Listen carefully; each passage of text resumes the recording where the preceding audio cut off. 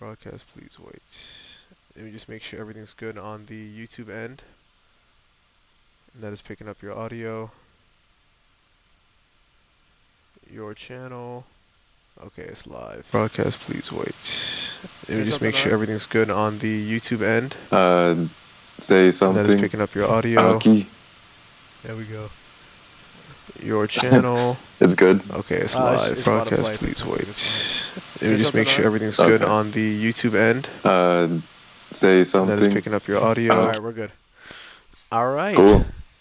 So, I guess we can get started. So, Awesome. for everyone that's going to be watching this video after it's recorded, I'm Ibrahim. This is my good friend. I'm Ivan. Yeah. And we're going to be doing another mess around today. Where, I don't know, Ivan and I just like to talk about things, and we like to share what we're talking about. So hopefully this is beneficial to us and anyone else who's watching it. And today we're going to be talking about something that Ivan and I have both been working on lately, introspection. And Yep.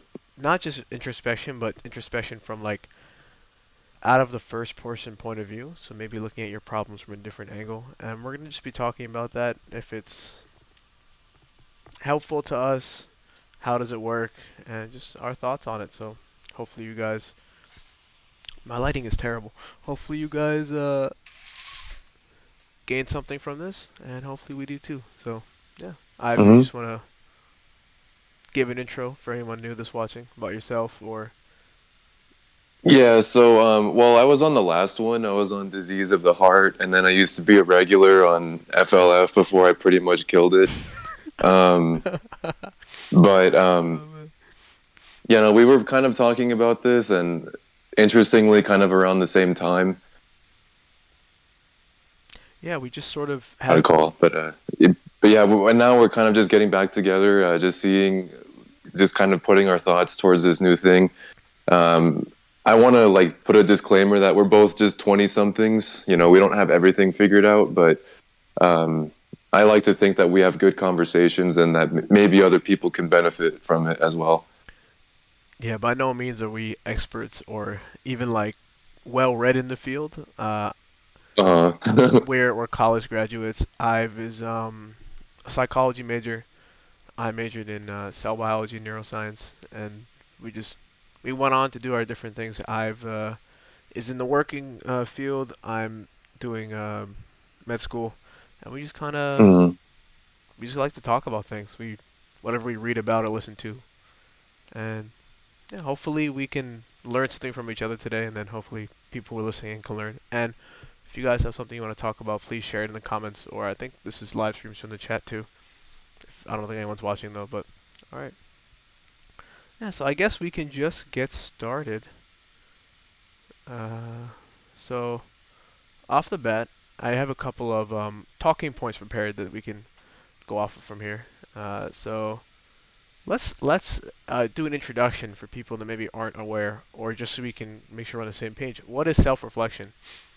Yeah, so like what really is self-reflection to you, Ivan? To me, self-reflection, like the way that I had it, in mind is actually a lot different than before. Like I started doing a little bit of research on the topic, but to me, self-reflection was kind of just taking an objective look at yourself, kind of like also maybe even trying to learn things about yourself so that you can sort of project it into the future. So you can like kind of, to me, I think people self-reflect so they can answer really important questions in their life, like what they want to do in life, whether that means like work or like just their general sense of purpose. And especially for people in our age group, like in the 20s, we're kind of thinking like, what do we want in our love life? Like, what kind of person do we want to marry? Do I want to marry at all? Do we want children? So like the whole point of self-reflection to me is trying to really kind of like an archaeologist digging stuff out of the ground so that we can find out useful information about ourselves so we can actually put these pieces together and answer those important questions. That's what it is to me. That's actually even more comprehensive than what I had the idea of self-reflection being. For me, it's always been self-reflection is almost like asking yourself a series of internal questions to help pinpoint the way you really feel about things. So That too. Yeah. so your view of self-reflection as an objective analysis is pretty interesting because when I have considered self-reflection, I've never actually separated the emotional aspect from it because you're reflecting on yourself and what you want from things. So I've Hmm. always felt like that's by nature relatively subjective because you're considering your own past experiences and then how you feel about them. And self-reflection really for me is about getting through how you feel about things, and that sort of guides your decision making. Or, but it's interesting because whenever I've considered self-reflection, it's been from your own lens. So you look inward, you're looking Hmm. inward from your point of view. So for me, self-reflection has almost always been a subjective experience. And as the topic of the video suggests, I've recently been taking a new perspective that has kind of removed that subjective aspect from it. So I'm excited to talk about that with you later on in the Hmm. video. But yeah, I mean your description is really well put together. Honestly, I think that sort of Thanks. encompasses it better than mine because No, yours is self-reflection. yours. I think yours does a good job too because it's like it really puts the self in self-reflection. We can't be completely objective, but we'll talk about that later. Yeah. So, I mean, your definition was pretty good too. So, yeah. So I guess not to, because we could talk about just the definition forever. We can go to the next talking point I have listed is self-reflection important? And if you think so, why is it important? Um, I personally I think self-reflection is very important. If we Hmm. experience so many things throughout our lives, just on a day-to-day basis, and it's important to take some time out of your day, week, month, whenever you decide to do this, and just reflect on what you've been going through and how you've been tackling your day-to-day experiences. Because for some people, we are man, my lighting is atrocious. Is this better? I can't actually fix it, can I? Oh, okay. Well, let's try this. I have like one half of my face covered like I'm Slade from Teen Titans. Oh, that's terrible. We'll just have to go with it. Because where was I going? Yeah. So when people go through their day-to-day experiences and they have all these things that add up, if we don't take time to process how we've been responding to, like, I guess our environment and like the stimuli we go through, we kind of rob ourselves the ability to change. Hmm. So I really feel like self-reflection is important for growth. Obviously, there's the passive growth you have just from going through the motions, and you find out what works or what doesn't work. But then there's self-reflection that changes the way you approach things. I think our own personal approach can only be changed by self-reflection because that's when we're actively thinking about what we're doing, as opposed to again just like going with the motions and seeing what works, what fits best at the time. Because what may be working for you now might actually be harmful for you in the long term, or move you away from the person you want to be. So that's why I think Hmm. self-reflection is pretty important. I don't know. How do you feel about it? Yeah, no, that's absolutely right. I think another thing to keep in mind is that, like most people in our day and age, they're constantly distracted and Yeah.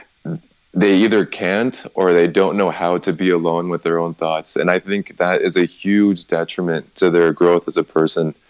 Because if you think about it, most people from like their first waking moment to their last one, they're kind of tethered to some kind of technology. Like either, well, a lot of people check their phone first thing in the morning, and there's all sorts of bad things associated with that. And any moment that they have where they could have in silence and solitude, they usually fill the void with like a podcast or like music. And there's nothing wrong with that in itself, but when you encompass every potential moment to like reflect and you like just fill it with distractions instead, I think that can be that you kind of leave a lot on the table in terms of like how you could be, like you said, processing things and like making sense of things. And there's a lot of benefits to doing that, even though it's very uncomfortable.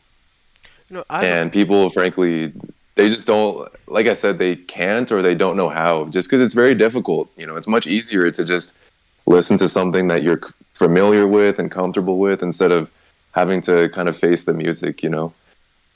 I have a follow-up question on that. Do you think that the pandemic made it easier to be alone with yourself or more difficult? So to me, I think, well, everyone kind of processed the pandemic differently. Like some Mm, people, like there's a group of people that just it never really happened. They kind of just carried along, and right. maybe they followed the lockdowns for like a week or two at the most. But people, it really depends on what your situation was. But my hope is that the pandemic definitely made it easier. But the thing is, um, you were also at home, and so I think a lot of people, and myself included too, I'm not gonna leave myself out of it. We kind of just turned it to what was comfortable. Like I remember I was rewatching New Girl during the pandemic, like during the lockdowns and stuff, and I eventually did like later on kind of use it more productively, but I don't know. It's tough to say. Everyone's different. Personally, I feel I don't know if it made it easier. So the pandemic sort of forces you to be alone with yourself at least at some points throughout the day because Hmm. there's just points there's times where you just cannot um, be in an environment that helps you escape. So you either have to go out of your way to escape by using media or different technological devices, or even as strange as it sounds, like reading. You can read as an escape. Hmm. You can Absolutely. delve into hobbies as an escape. There's plenty of time for people to find new ways to escape, Hmm. but that's a conscious effort, and for many people, it's an effort they didn't have to make before because um, obligations like school or work would take up most of that time.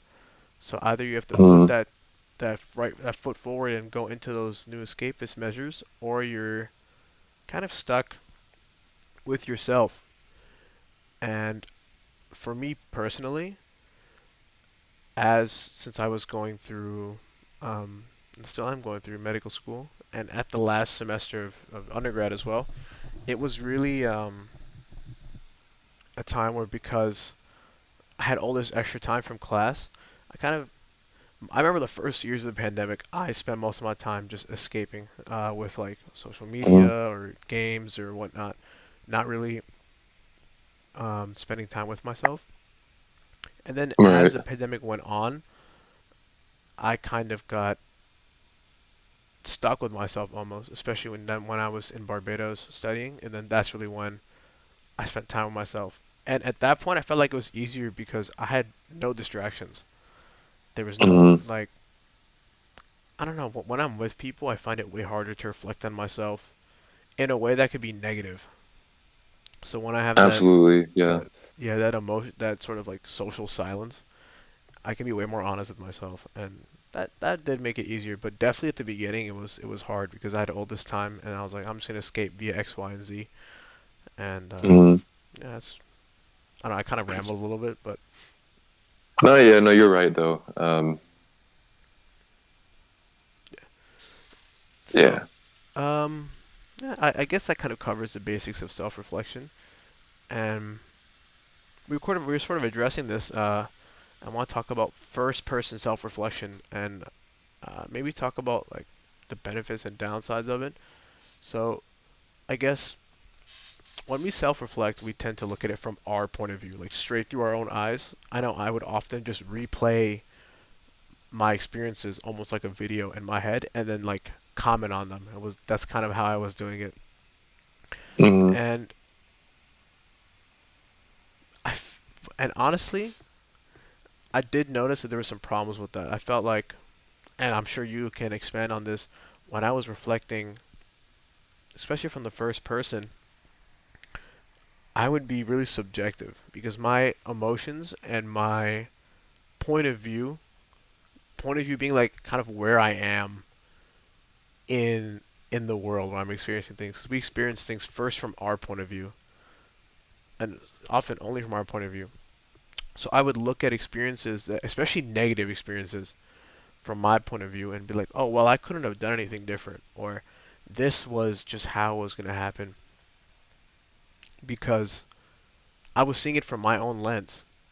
And from my own lens, it's really easy to ignore the things that I did wrong, or ignore the things I had control over, and just focus on um, the things that were out of my control. And it's almost like Mm-hmm. a bit of cognitive dissonance, really, where it's really easy for me to just zone in on what I couldn't help or what I couldn't fix, and then miss out on all the things that I could have changed, because I'm looking at it again from my point of view. And obviously I'm going to remember, or my senses are going to hone in, excuse me, on the things that gave me the most sort of arousal, the stuff I couldn't overcome personally, and Mm-hmm. not the things that I could have changed. So I'm curious how you feel about that first person, like.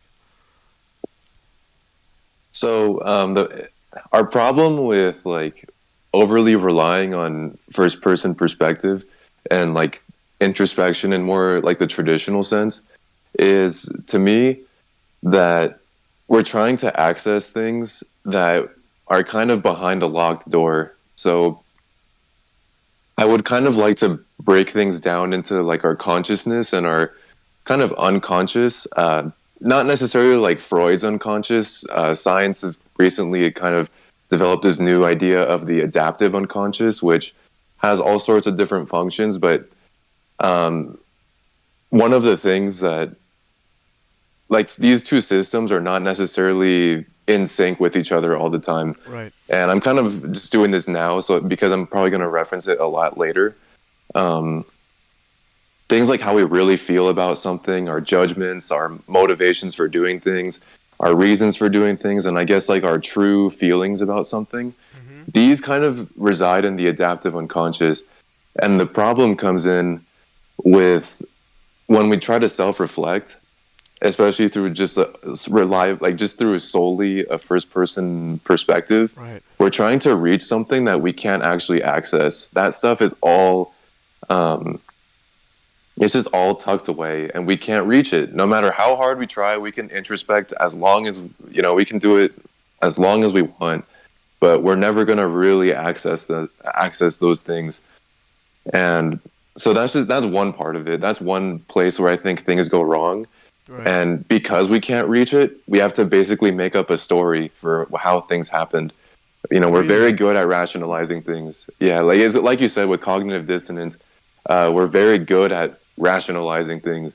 Um, and so that's one part of it. That's kind of one reason why I think excessive self introspection can go wrong.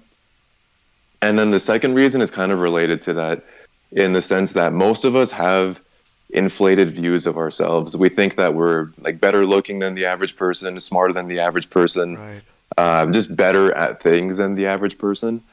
And so we are kind of liable to rationalize things through that lens. Like if let's say, for example, I think I'm a very interesting person, like more interesting than the average person at least, Right. and I'm talking to somebody and they keep checking their watch. Um, if you just look at it through your perspective as an interesting person, or like a self-proclaimed interesting person, you're more likely to interpret that behavior as like, dang, this I'm so interesting that this person has to go, but they're still talking with me, instead of like their possible like the person's perspective where it's like, I gotta go and this guy just won't stop talking to me. So it's Oh like man. we're very good at rationalizing things, and like even something, and this is how people, like, this is the reason why people never pick up on their own hypocrisy, because we're so good at rationalizing, and we're so good at telling stories that fit our personal narrative. To the um, point of delusion, almost, right? We're almost delusional with how we look at ourselves.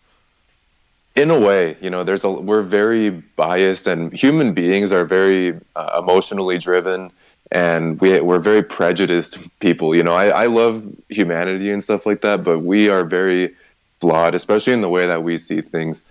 Um, there is an argument whether like a little bit of delusion is good. Like if you think of yourself like as just like within reason. Right. I personally don't. I kind of have my problems with that. Maybe we can talk about that later. Sure.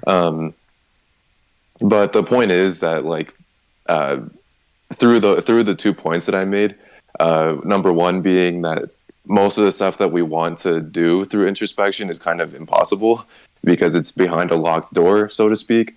And then the second reason or second problem with excessive introspection is that we're very biased, and essentially. So the adaptive I unconscious. don't know if I rambled too long there. That was really, I had no idea about the adaptive unconscious. I wonder if you could actually expand a little more on that. So what makes it a Sure. locked door? Actually, I'm quite curious. So I have my little notebook here. 'Cause I figured you were probably going to ask me about that, so I wanted to like Thank you so make sure much. that I had a good answer for you. I really appreciate So that. the adaptive unconscious, and I could be getting something wrong here. So if anybody like, feel free to correct me in the comments or anything, or maybe if you hear something that's not quite right, let me know. But the adaptive unconscious, at least one theory says that as you know, we get a lot of stimulation and we get a lot of stimuli to perceive throughout the day. Even just in a couple of seconds, there's so much information out there, like sensory information. Mm. And so we have to parse that out. And the adaptive unconscious, what it does is like it's responsible for our perception. It kind of breaks down what's important and what's not. And the stuff that is important gets sent to our consciousness. And another thing that it does is like it's memory, implicit memory, stuff like how to do things is very hard to verbalize because verbalization is going to require conscious thought. And like I said, the two systems aren't always in sync. And another thing that it does is language. I think we're kind of built for language, and a lot of that resides in the adaptive unconscious. And a couple other features of the adaptive unconscious, it has multiple systems. I'm kind of referring to it as one thing just because it's easier, but it's really built up of like a bunch of like city states instead of just one overarching thing. It's an online pattern detector. It's just constantly seeking patterns. It's automatic, so it's very fast, effortless, unintentional. This is where we get a lot of our snap judgments from. But unfortunately, oh, sorry, did you? No. Were you gonna say something? No, Okay. Yeah, I'm just comment like it's really interesting. Okay. Yeah, keep going. Sorry, keep going. Oh no, you're good. So, but it's also very rigid. So once we have like a pattern identified, it's actually very hard for us to change it. This is probably where we get a lot of our prejudices from, like against groups of people and stuff like that. And another thing is that it's very like risk averse, and it's very sensitive to negativity. So like if like danger, negativity, because part of the adaptive unconscious is so it can help us survive. This is the same system that a lot of other mammals share.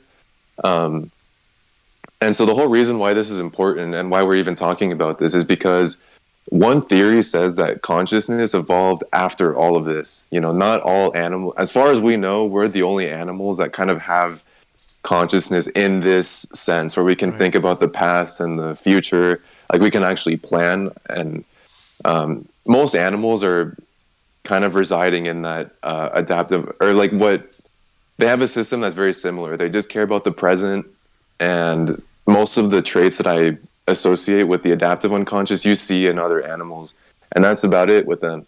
So these two systems are different, and they kind of operate independently of each other. And in the conversation of introspection, most of the stuff, like most of our attitudes and like our motivations for doing things, they're in the adaptive unconscious, and we can't reach it through our conscious mind. So does that make sense? Yeah, it does. And I was going to ask, the adaptive unconscious is sort of the way where we develop our own autopilot for how we view the world. Pretty much, yeah.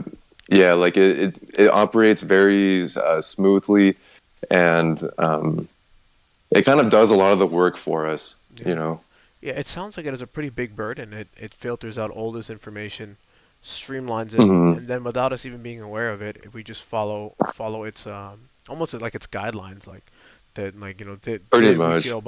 we feel some way about this, we feel some way about that. We do this for this reason. Wow, that's really, I had Mm-hmm. no idea. That's really interesting. I thought most of that was subconscious bias, but based on experience. But it's actually like a whole separate part of the unconscious mind. That's I think yeah. There's that's one explanation of it. You know, it kind of I think all sorts of different disciplines probably are referring to the same thing, but they just use different language. But yeah, no, I think it's really cool, and I bring this all up now because I think it'll be relevant a little bit later and just throughout the discussion today. Yeah. That thank you. That was very informative. Because again, I don't even know this literature on the unconscious mind. How recent is the adaptive unconscious? Is it a theory or is it a hypothesis? I think it's a theory, Okay. and it's also pretty recent too because I don't want to go through the whole history of it, but it's pretty recent. I would Gotcha. say, like in the past couple of decades. Gotcha. Alright, well, we can go to the next, um, I guess, topic of discussion. And I have this title is "Walking a Mile in Someone Else's Shoes." And Hmm. what do you think is the benefit of seeing things from different angles? If it's just another observer, or we could even talk about what we're gonna get to later, the top-down angle. So, how do you feel about seeing things from different angles? So, like I said, we're very good at rationalizing things for ourselves, and that can kind of lead us the wrong way, or it can even delude us in extreme cases.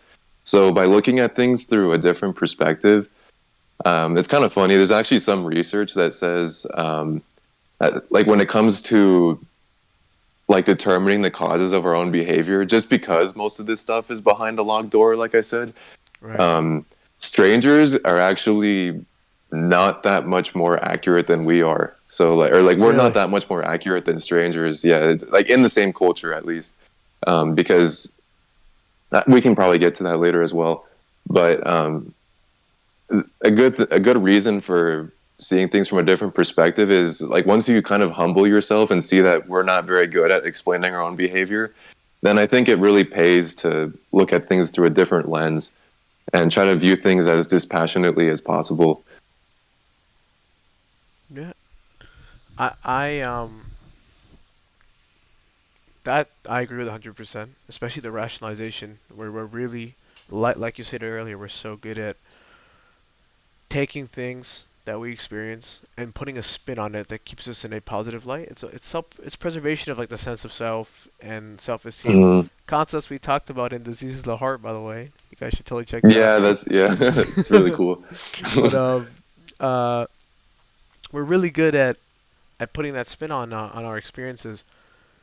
Just seeing things, even just from the person. Let's say you interacted with someone at like when you're ordering from like Starbucks or like any coffee store, and you play back how you talk to them from the the server's point of view or like the cashier's point of view, you'll see a totally different side of yourself potentially.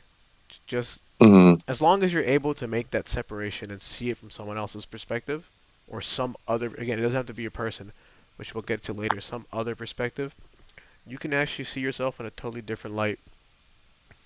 Hmm. And I think that, as you said, that's very valuable just to prevent us from constantly putting our own personal twist on things. And it kind of stunts your self growth and your self experience if you only see things from your point of view. Like we're not the only people on Hmm. the planet. Other people interact with us and experience things with us.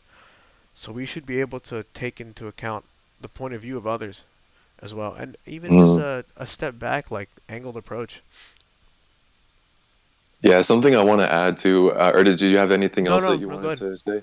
Okay, yeah, just one more thing I wanted to add is that the people around us, and like when we describe our own personality and like our own, yeah, like our own personality, there's actually interestingly a lot of mismatch between what we think our personality is like and what other people say our personality is like. You would think that they would probably Really? be like fairly similar, but it's very modest correlation. So like on a 0 to 1, that's kind of what they use for correlation. Right. It usually ends up being like 0.4. So it's a very modest Wow. correlation between, yeah. So things like extroversion, that's kind of there's more agreement there, but it definitely pays because people obviously see things and they obviously us in a much different light than we see ourselves. Because when we see ourselves, we're kind of using that narrative that we built up. But other people maybe can see things a little bit more objectively. So that's another, yeah. So it kind of I just wanted to add that really quick. No, that's a really nice point to take. One, I had no idea we only have 0.4 correlation of predicting our own personality or explaining, or I Hmm. guess identifying it, not predicting it rather. And it makes sense because there's no emotional attachment from someone else, or usually there isn't when they're Hmm. describing someone's person. Like if you ask a stranger after interacting with you for like 5 minutes, what kind of person is this? Well, again, the problem being that we put on shows for people, or we have a separate sort of mask we wear around people. We want them to experience us a certain way. But I guess if you ask like your 10, the people that know you, the 10 people that know you the best, they would probably give you a different answer of what kind of person you are than what you would give because of they Hmm. don't have the Absolutely. emotional attachment that you have with your own And I think they self-image. can, yeah, they can see your flaws way better than you can. And sometimes they can just, I don't know, like if you've experienced anything like this, but like sometimes your friends might have told you like like don't you actually feel like this? And you're like no, and then you think about it a little more, and you end up realizing that they were right the whole Yeah, time. yeah, that has happened to me with my friends and family. They're like, "Aren't you? Doesn't this like make you feel a certain way?" I'm like, "No, no, I Hmm. of course not. I know the way I'm feeling." And then I'm like in the car, like in the shower, like you know when you're like doing like the lean on the wall. You're like, I feel totally Yeah. different." You're like, Uh-huh. "Why did I say that?" Like actually, I don't feel this way at all. Or like you know, you're in traffic. Hmm. It's it's crazy actually. Now that I think about it, Hmm. the amount of times people have pinpointed how I felt about something better than I have, because I'm trying to save some sort of image of myself that doesn't actually exist. Definitely. Yep. Yeah. And this is perfect because as we're talking about different angles, we can go to the next point I have, which is speaking of different perspectives. Let's and the topic of this video, the third person perspective. So like a top-down approach on your experiences when when you self-reflect and are introspective on yourself. And I guess how do you do it is the first point I've written down, and that's an interesting thing to talk about in itself. Taking Hmm. your point of view out of the equation is really difficult because obviously we can't see everything. We're not aware. We're already a subjective point of view in the universe, so we don't actually see everything.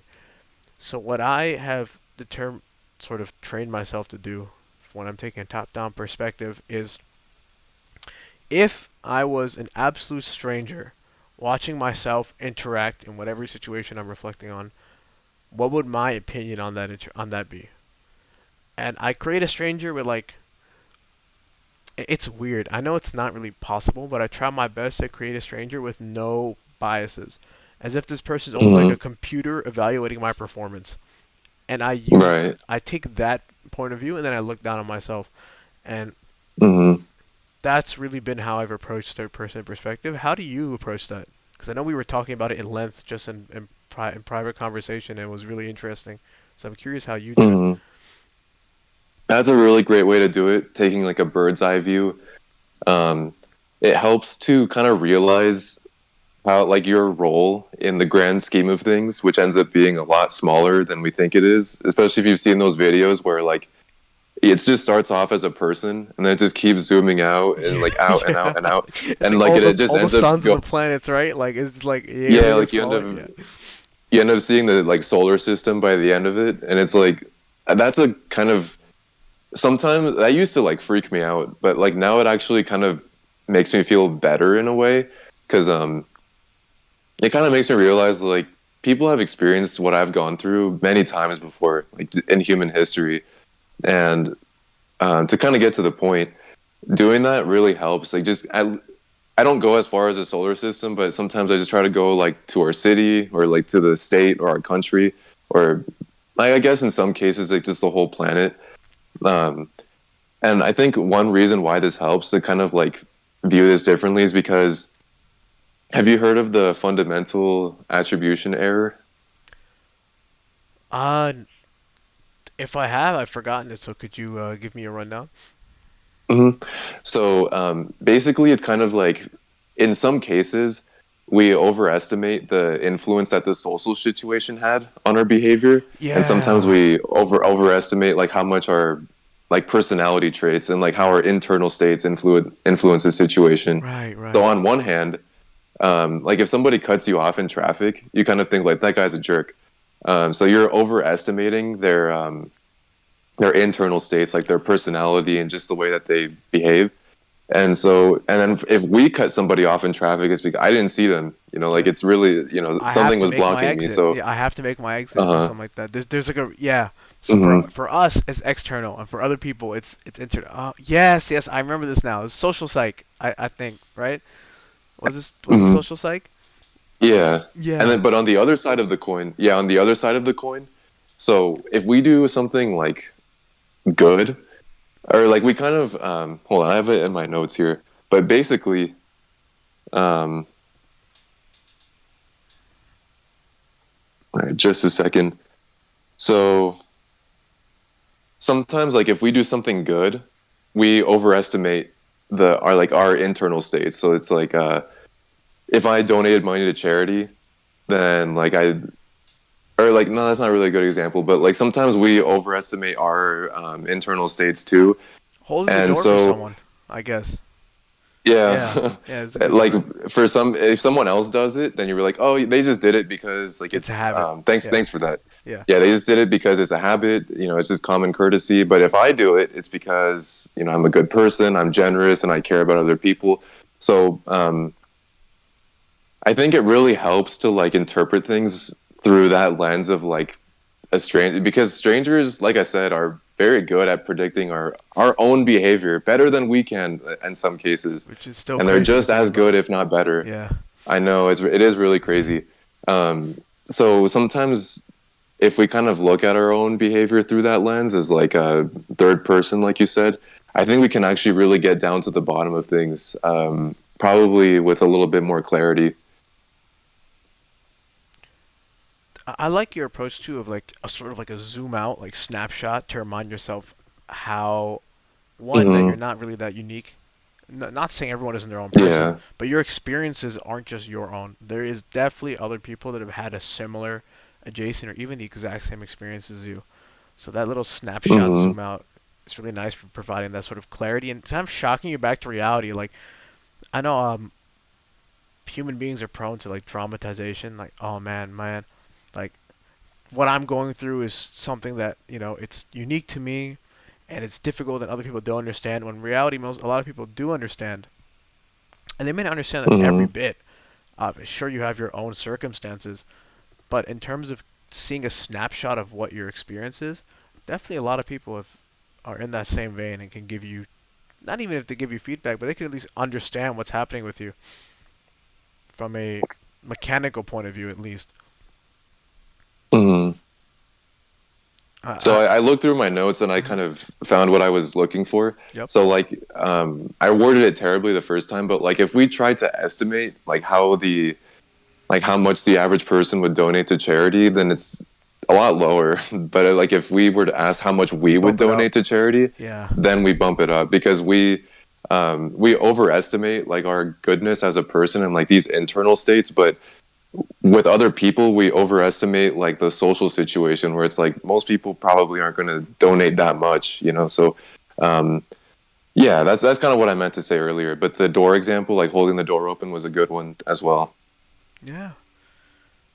It's really interesting to think about how much we value ourselves and how little value we put in other Hmm. people, like from a emotional perspective, like how Hmm. positively we think of ourselves. And I'm sure the reason why we think negatively of other people is because it makes us seem even better from Yeah. that bias point of view. Was like, wow, everyone Hmm. else would do this much, but I'm a good person. I would do this much, and compared to them, I'm even better than them because of how much more like the Hmm. yeah. I'm sorry. You Like know what I mean. Yeah. we just see other people as like victims of circumstance kind of, but for Right. some reason we're the exception and we Yeah. have no good reason for it, and we kind of miss out on we're inaccurate because of that. Um, moving to the next. Oh, we actually kind of covered this. What benefit does it provide you? We sort of talked about that. How it gives you Mhm. and extra perspective. Well, I guess we can talk about it a little more. The benefit provides you. I think it helps you see mistakes you make in a less subjective point of view. You're more aware of your mistakes and you're more open to correcting them. I feel like that's the main Mhm. point because I don't want to beat the horse to death here, but Right. especially like problems I have with, let's say, time management or interact like my manners or just like my the way I would interact with people. When I started applying a third person perspective and this top down point of view, I was way less attached to how I was approaching these things, and I've started to make changes in them that are, in my opinion, positive, and they're moving away from the Mhm. negative aspects of them. And it's because I was able to separate that emotional attachment from how I felt about things. Mhm. So Yeah, no, you're right. I'm sorry. Go ahead. I didn't mean to. Another Yeah. thing. Oh no, I was just saying. Were you done? Yeah, Or I'm good. I'm good. I just like kind of cut okay. in All right. as you said something, so I'm sorry.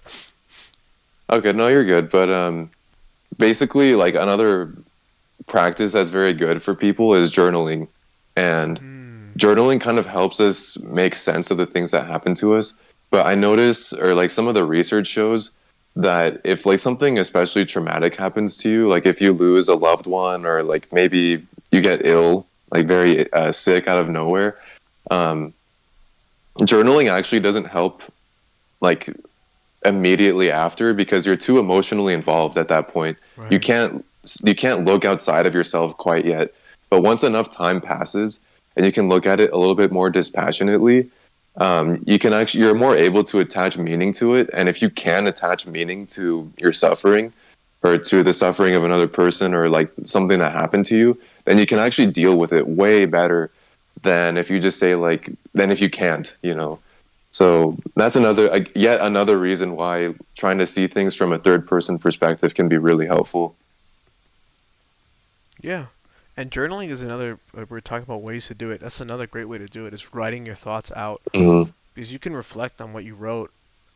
For me, and whenever I write something down and I read it later, I can very clearly see where my thought process was at the time. Mm-hmm. I'd be like, well, this doesn't make much sense, or like this is just like Yeah. me being upset about something.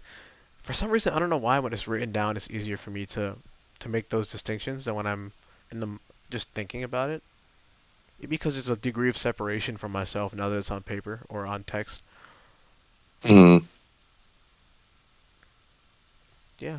Um, yeah, I mean, again, we don't want to beat the horse to death on the benefits. And Right. Yeah. interesting. So this is the last official point I have written down for us, and it's why should we care about all this? Mm-hmm. And do you want to tackle that first? Why should we care about all this self reflection, introspective mumbo jumbo, and looking at it from not our point of view? Isn't how we Mm-hmm. experience the world from our point of view? So why do we want to change that? Why should we care? I think we should care just in the name of accuracy and just to be like honest with ourselves. And I think part of being the best and strongest version of ourselves kind of requires us to tackle maybe this like overinflated version of or like conception of ourselves. And to this like this whole time I've mentioned like the stuff that we really want to know is behind a locked door, and that strangers are better or just as good, if not better than us at assessing or predicting the reasons for our own behavior. And I kind of want to leave behind like some things that you can do so that maybe you can kind of inch closer to knowing about yourself. Um, I think I mentioned this earlier in passing, but you want to do a couple of things. Like you want to like see how people are reacting to you, because that like those nonverbal cues, especially, that is very insightful. Our friends are not always honest with us, and sometimes friends might have motivations to lie to us.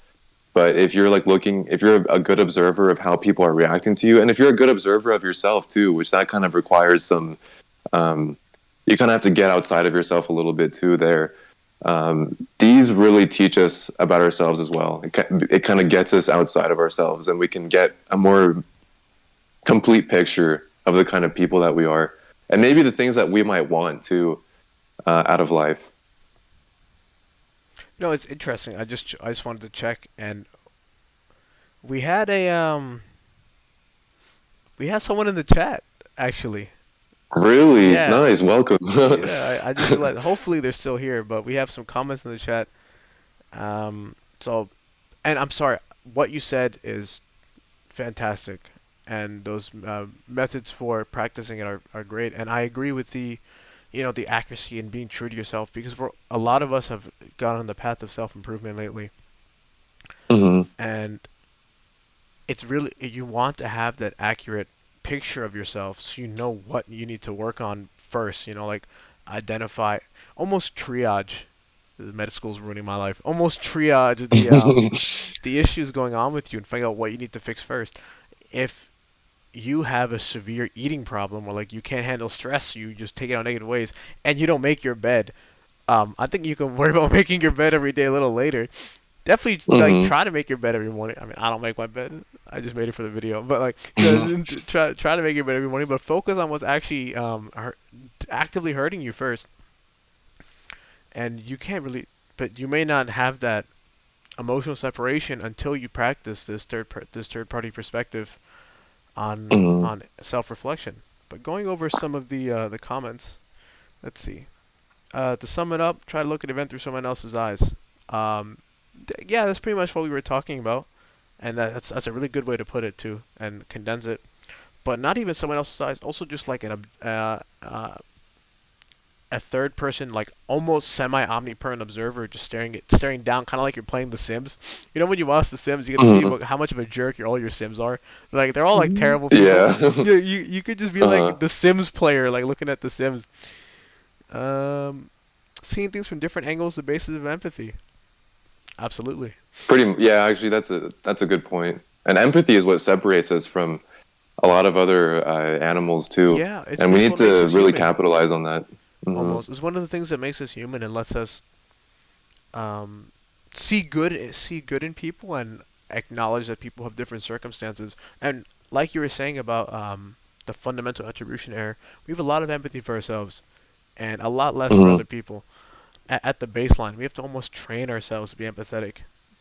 Especially in Hmm. this day and age where everyone's always about putting themselves on the pedestal of my experiences are unique and you don't know what I've been going through, when that's completely, most of the time it's totally untrue. But Yeah, yeah. absolutely. I Um, like to think of it as like we're kind of the biographers of our own life. We have yeah. to make a lot of inferences. Because, like I said, a lot of the important stuff is behind a locked door. It's outside. It's inaccessible. So we kind of have to become our own biographers, and that takes a degree of separation to do that properly. And we have to make a lot of inferences, and sometimes we have to make some guesses here and there. But Yeah, that's kind of how I would describe it. absolutely. And that again, with this locked door concept, you really want to have more than one angle, because maybe you can end up finding a perspective where you're the person on the other side of the door, just by Hmm. looking at your experiences from a different point of view. Where you ask yourself, like, why did I do this? And when you look at it from your Hmm. own perspective, you can't figure out a reason, or your reason is totally different. And you look at it top down, and you kind of like look at what led up to it, or the zoomed out approach, and what led up to it. Um, what happened? What was the situation when you decided to do this, and then what was the results? You may find the actual motivation for why you did it. It's almost like you're Yep. building a case file on yourself. You're like a like, Pretty much. yeah. Yeah. It's And pretty. this technique sometimes gets used in therapy too. Like it can kind of help people work through things. Like just they say like how would you describe the event if you were a fly on the wall? And Mhm. that's kind of what we've been talking about too. Yeah, the fly on the wall is it's not really a saying people throw around anymore, but I think it has a lot of that sort of concept, being the fly on the wall. Hmm. It's really useful. I've used it a lot in just being in social situations where I just kind of stay away from, or sorry, take a step back from people interacting. I just kind of listen and watch, and that's really improved Hmm. my like learning, just like learning from other people, and it's helped like temper my ego when I don't feel the need to jump into every single interaction people have. I'm okay with just being a silent observer. It's really helped tone down Hmm. that egoistic part of myself, which in turn helps with the self-reflection, because my ego is more in check, so I'm more in control of those emotional connections I have to what I do, and I can be a little more honest with myself. Um, Definitely. let's see other things. Some. a funny comment about being an empath. We don't. Really, this is just more of a joke. I know people make jokes about being an empath, but you need to be able to view someone else's perspective to understand them. Yeah, I don't understand that whole empath movement. I'm sure we could talk. We have a whole video on like that. It kind of just bleeds Hmm. into like weird social trends. But we could have that for another time. Though I'm an empath, like whatever, man. And then when people are asked what they're like, people say, I don't know, ask my friend.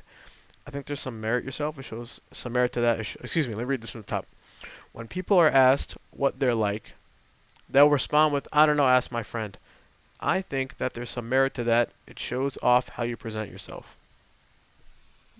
Hmm. Yeah, Yeah, definitely. I would agree with that. I've never That's a actually good said way to ask my sum up. friend. I'm sorry, go I ahead. I think I've heard of that. Like I've heard of that a couple times, but I've never said that myself. But maybe I should. Yeah. Is it bad that I don't want my friends to give it a description of myself? Now that I'm thinking about it. Especially considering the people I spend time with. Oh man. They might. See, this is what we're talking about. Look, I'm putting them down before we. What's it called? Just without any rhyme or reason. Just Hmm. yeah.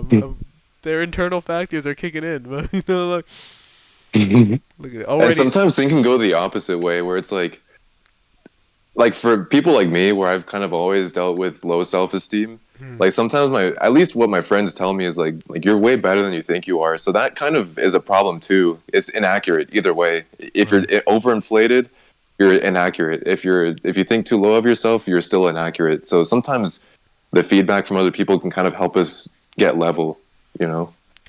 And I don't want to go too over on the time, but I do want to ask, as someone who's had these who's dealt with low self-esteem, do you think that this third-person perspective helps raise that self-esteem level for you, or does it sort of keep it the same, or maybe even lower it, in your opinion? I think that's a good question. Just off the top of my head, I think it could help. I don't actually know. I'd have to think about that because I can think of ways in which it can do all three. Um, if like I can see it lowering it because if you look at that third person perspective, you might realize it might confirm maybe your belief that you're not that special. So I can see it kind of lowering it or at least keeping it the same. It's hard to see how it can improve it, um, but I still think it's worth doing. It really just depends on like I don't know to answer your question. I'm kind of just thinking out loud right now. I Um, I but I was thinking about it regardless, I too. do think it's Sorry. worth doing. Go ahead. Sorry, I I didn't just mean to I cut you still off. think it's worth doing. I was You're thinking good. You're good. on the esteem aspect, and I kind of touched on this earlier. I've at least I don't think I've ever had self-esteem problems. So when I'm reflective in a third-person perspective, it helps temper my ego and any sort of like superfluated view of myself that I have. It's really nice when I walk around most of the time thinking I'm that dude, and then when I look in Hmm. myself objectively, or not objectively, in a more objective manner. Let me make sure I'm careful with my words here. I can see, well, actually, I'm not really that special. And honestly, I've made a lot of mistakes just today or just this week, and it helps rein me in, and then I can still work on those things and continue to raise my self worth. Because in reality, like self worth is determined by how you look at yourself. It doesn't matter what other people think Hmm. of you. At least that's my opinion. I've never really cared about other people's opinions of myself. I care about what kind of person I am to other people. If that makes sense, it's like not Absolutely. the same thing. It's like Hmm. what someone's opinion of yourself is different than what you are doing for other people, right? In Hmm. your positive environment, because people can still have a negative opinion of you despite you being a very positive person in your social circle. So Yeah, that's true. I've always tried to keep other people's opinions out of it. I may ask for someone's opinion of myself because I respect how they view me, but I never consider people's opinions of me in my self worth for that, just to make sure um, I don't like attribute too many negative or positive things that may be untrue to myself. Yeah, I mean that's. And I think I just. Sorry, go ahead. Oh, sorry. Go No, ahead. Go no, ahead. go for it. You got it. I think I kind of came up for a reason how the third person perspective can improve someone's like low self esteem. Since you asked, I think it can kind of like people with low self esteem and like I said, I've been dealing with this pretty much my whole life, but we get too, like, if we make a small little faux pas, sometimes we tend to like really ruminate on it. Right. But when we take the third person perspective, we realize that other people really don't care that much. They probably are going to forget like by the end of the day. So that can kind of elevate our spirits, because like there's room for error. If we make a mistake, it's not the end of the world, you know? So I think that can kind of help us improve our self-esteem if it's low. Yeah, definitely. When you we kind of talked about this when we were talking about depression. I forget when we talked about it, but the unrealistic negative worldview, where like is a constant Mm-hmm. downward spiral. When you reflect on yourself in this manner, you can see that a lot of things um, that you thought are out of your control and when the world hates you are just little things you can work on to really improve your Mm-hmm. quality of life and the way you experience the world around you. And that's a positive thing because like this stuff is in my control. I can fix this, and it sort of prevents you from going in that downward spiral of constant negativity and thinking that nothing can be changed by you and you're like the world is out to get you. So Mm-hmm. that also maybe can help with that as well, Yeah, because alongside depression. rumination, like introspection as rumination, will literally make your depression worse. It's Yeah. like one of the worst things you can do if you're depressed. So that's another kind of like hidden, or that's like another way where introspection can go wrong. Right. Or because you're already depressed, so you can't really have a more objective view of the world itself because you're at this point you're convinced the world is out to get you and things are just out of your Mm-hmm. control and only bad things come to you. So when you try to reflect on those thoughts, it's just gonna reaffirm how you feel because you can't look at it objectively. You're too emotionally clouded at this point, and it's obviously it's Mm-hmm. not your fault. You're depressed, so definitely Yeah, definitely. yeah. So I mean that's really all I have down. If you have anything you want to add or anything you want to sort of touch on, we're I feel like I think I'm okay. yeah, I think we did a lot of I learned a lot from you today for sure. Yeah, and Especially I learned a lot from you as well.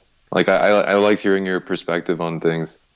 I really like when you always bring so much literature into the discussion, especially with like the adaptive unconscious and Mm-hmm. the f- the figures you had on strangers was very interesting as well. And I like your different approaches to we sort of reached we reached the same point in our I guess self working on ourselves through different means, but your zoom out approach is really Mm-hmm. interesting, and it's a very humbling way to look at it. And I think humility is almost always a positive trait. I have never found a time where being humble is a bad thing, or Mm-hmm. practicing humility. So that's definitely something I'm gonna implement in my self work from now on. Oh, we have a comment. I think that there's merit to including how others think of yourself in your reflections and how you view yourself. Assuming the other person is telling the truth, you want to make sure you're doing right. Yeah, that's definitely a good Yeah. point. Mm-hmm. I'm sorry, did you want to say something about the comment or? Oh yeah. So most of the information that I got today, it comes from the book "Strangers to Ourselves" by Timothy D. Wilson. This is the cover. It's just a guy that like he's like looking in some kind of like window or something, and it's like a Oh, foggy window. It's only like it's like 230 pages. It's a pretty fun read, and I learned quite a bit. And that's kind of where I got a lot of the information from today. man, you gotta So send if me your you're Amazon curious, list. You gotta send me that Amazon list you got because you have so many like fantastic reads on there, and you always have something new whenever I talk to you. yeah, and I think it's a lot. And I think if you were to look at it, you'd be like, "What the hell? Like, what is this guy up to?" But yeah, I mean, I really enjoyed the book a lot, and if I didn't read it, I probably would have. It kind of changed my perspective on things too. Really? Interestingly, In what hmm way? like I didn't. So for me personally, whenever I would try to like, because right now we're both of us are kind of at that age where it's a very critical point in our life because now we kind of have to start making decisions to like family if we want Yeah. one, like work and stuff like that. And I would just constantly self-reflect, and I have a lot of alone time. Not necessarily like I'm not lonely per se, but I just spend a lot of time alone. And I tried to use that to ask myself these questions, like, what do I want to do in life? What's important to me? I would get nowhere. I thought like I almost thought like something. I sometimes would even get more confused after doing that, Really? and I just thought like, what is wrong with me? Because other people seem to just get it. Like they already know what they want, and it seems like they got it relatively easily. If they did introspection, they only had to do a little bit of it, and Right. suddenly everything became clear to them. But for me, it did the opposite. It just made me more confused, and I thought like, why is that? And so this kind of it kind of made things better because like the stuff that I wanted to know I can't access anyway, at least not by myself. Mhm. And it also kind of like freaked me out because of that the recurring thing there where it's like strangers kind of know yourself. They Yeah. know you just as well as you know yourself. But yeah, that's kind of how it changed my perspective. That's really so. It sort of helped you because it's not a race. I think that's one thing that I had to struggle with, Hmm. and I'm sure that book definitely helps you understand what the heck. Something's falling over. All right, I caught it. It's not a race, and people may be at different points of their lives at different places, and because of how I guess especially the education system is, we think we're on a fast track. We have to have our lives figured out by Hmm. 22. It's not really the case. Some people need more time, and especially now that it lets us know that a lot of things we just can't access on our own. It helps us Hmm. not feel bad that we might be taking more time than other people because it's never don't be in a rush. Improving yourself should be something you do at your own pace. It should never be something you're Yeah, being definitely. forced to do or pushed to do at any rate other than the rate that's what works for you, because if you work too fast you're going to burn yourself out. And we have Hmm. another comment. I think this is a good one to end it on. If you've still got time, could you expand on the factors you consider when reflecting on yourself? And I guess I can go first on this. I Yeah, go cons- ahead. I consider my own actions a lot. So when I reflect on myself, I consider what I did in a situation or what I didn't do. Hmm. And I look back and then I look at the result. So I reflect the way I reflect on things is I reflect on something that's already given me a result and what led up to that result. And then when I look at Hmm. all the actions I've done, especially now that I'm implementing this third person point of view, I can be a lot more objective over where I made mistakes to why the result was where it was. And that's really helped me on improving myself because I find a lot of bad habits or bad tendencies in myself that way. And it's really helped me reel those Hmm. things in. So that's really what I consider is just my own actions. Not even my motivations, just what I'm doing. Because once I Hmm. find those negative actions or actions that aren't beneficial, I can then dig deeper into find the root cause of why I do these things. Am I stressed out and this is me just venting stress? Is this just my laziness kicking in? Do I need more discipline? And I can kick up from there. Hmm. Yeah, that's really what I think So about. yeah, no, that's a good way to go about it. So what was the question again? Just so I Sure. can If you've still got time, could you expand on the factors you consider when reflecting on yourself? okay, so one, I kind of try to see what my personal narrative about myself is. What is the existing storyline and like the existing theories and like the idiosyncratic reasons for why I think I behave the way I do and why the world is the way that it is. Two, I try to see like maybe my like nonverbal reactions, things that kind of happen Mm. automatically. Like how did I feel in this situation that like was out of my control? Mm. Because these are very telling. Um, and then three, how are other people reacting to me? And how are other people reacting to me? And this is kind of where the third person perspective comes in, because we're not always completely honest with how people are reacting to us. And then I try to just kind of spin it all together and like put this new information into my existing self narrative, because a good self narrative is kind of like it's open to revision, so it's Yeah. not set in stone, but it should be made in such a way where you can make edits in the future if you have to kind of account for new information. You know what's really interesting is my approach is relatively mechanical. Where I'm looking at actions and the reactions or what those actions do. Where you're looking at Hmm. um, almost underlying biases and thought processes and fixing it that way. Hmm. And I guess those will lead to actions, whereas mine I work backwards from actions, whereas thought process.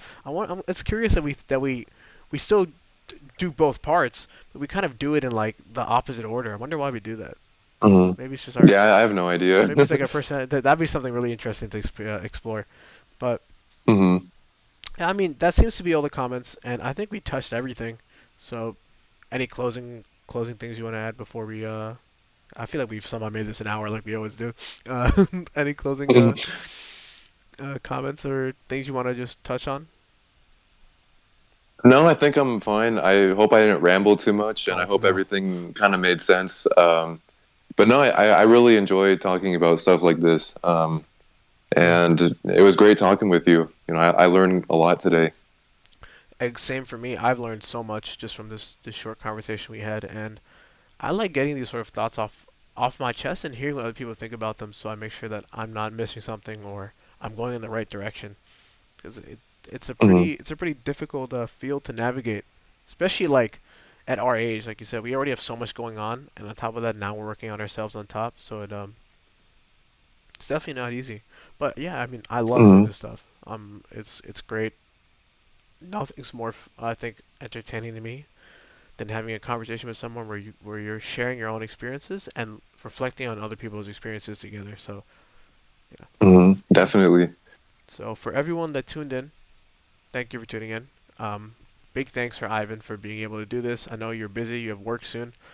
Um, so I do appreciate you taking time out of your day to just sit here and talk with me on, and we can share it with people. We're very lucky with Mhm. that. And hey, man, always a pleasure.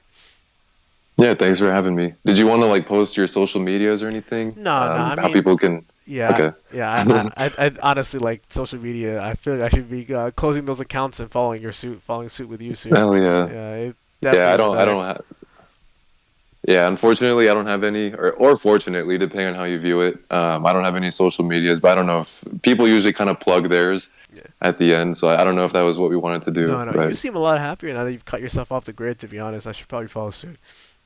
dude, it's we can talk about it a different time. Yeah, But man, it is great for sure. yeah.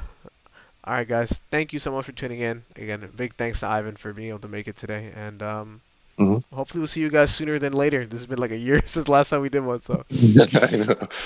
All right, yeah, thank you guys. thanks, guys. And